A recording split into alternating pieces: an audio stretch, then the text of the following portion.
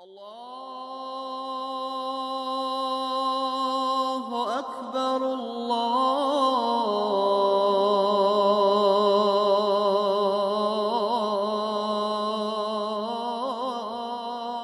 আকবার। সিলেট অঞ্চলের সবচেয়ে পুরনো মসজিদের অন্যতম ওসমানপুর গায়েবী মসজিদ। সুলতানি আমলে নির্মিত এই স্থাপত্য শিল্পটির ঐতিহাসিক গুরুত্ব থাকলেও বাংলাদেশ প্রত্নতত্ত্ব অধিদপ্তরের প্রত্নসম্পদ তালিকায় নাম আসেনি এখনও। যদিও ওসমানপুর গায়েবী মসজিদ থেকে কম বয়সী অনেক স্থাপনা সংরক্ষণে সরকার দায়িত্ব নেয়। সিলেট শহর থেকে ২৭ কিলোমিটার অদূরেই ওসমানীনগর উপজেলার ওসমানপুর গ্রামে গায়েবী মসজিদটির অবস্থান। কথিত আছে, সুলতানি আমলে জঙ্গলাকীর্ণ টিলাভূমি খনন করে এই মসজিদটি পাওয়া যায় বলেই এর নাম রাখা হয় গায়েবী মসজিদ। প্রত্নসম্পদ গবেষকদের গবেষণায়ও এমন ধারণার প্রমাণ মিলে। গবেষকদের ধারণা, এটি ১৫ শতকের কোনো এক সময় নির্মাণ করা হয়েছিল। সিলেট অঞ্চলের মধ্যে বলা যায় এটা সবচেয়ে পুরনো মসজিদ। সিলেটে আরও কিছু পুরনো স্থাপত্য আমরা দেখেছি, কিন্তু সুলতানি পিরিয়ডের দু একটার মধ্যে এটা একটি। সুলতানি আমলকে রিপ্রেজেন্ট করে বাংলাদেশের এই বঙ্গের মাটিতে এটা একটা অনন্য উদাহরণ বলে আমি মনে করি। কারণ স্থাপত্য তো আপনি জানেন যে স্থাপত্যের প্রধান বৈশিষ্ট্য হচ্ছে যে সে সময়কে তার শরীরে ধরে রাখে। আমরা জানি যে যখন লিখিত ইতিহাস শুরু হলো, লিখিত ইতিহাসের আগের ইতিহাস আমরা স্থাপত্যের গায়ে পাই। লিখিত ইতিহাস কিন্তু বেশি দিনের ইতিহাস না। সুলতানি আমলে এক গম্বুজ বিশিষ্ট এই মসজিদের দেয়াল প্রায় ৫ ফুট চওড়া। সে আমলের স্থাপত্য নকশার অন্যতম এই মসজিদের ভিতরে ৪ কোণে অষ্টভুজাকৃতি বুরুজগুলিতেও দেখা যায় ভিন্নতা।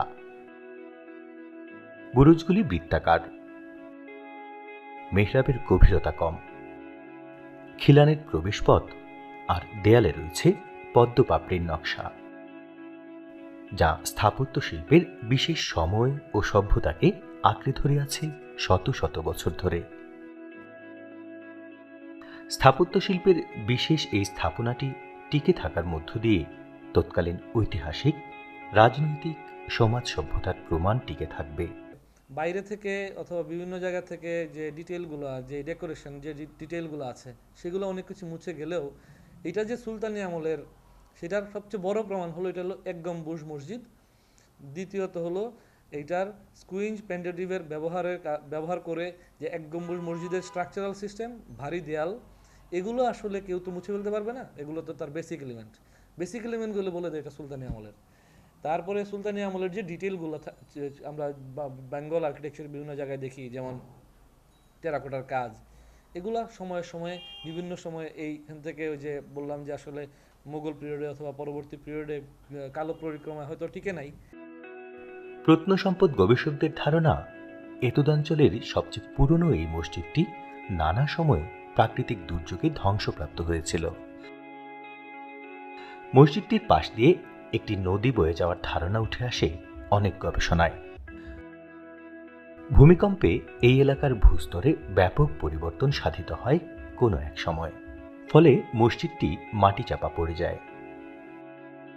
সুলতানি আমলের শেষ দিকে জঙ্গলাকীর্ণ টিলা খননে উদ্ধার হয় ঐতিহাসিক এই মসজিদটি।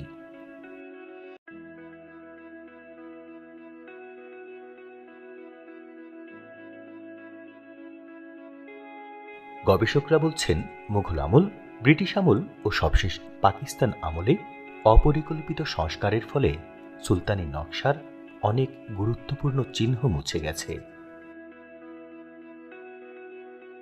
ঐতিহ্য সংরক্ষণ আর ঐতিহাসিক গুরুত্ব বিবেচনায় মসজিদটি প্রত্নতাত্ত্বিক অধিদপ্তরে তালিকাভুক্ত ও সংরক্ষণে প্রশাসনের ভূমিকা নিয়ে প্রশ্ন ওঠে।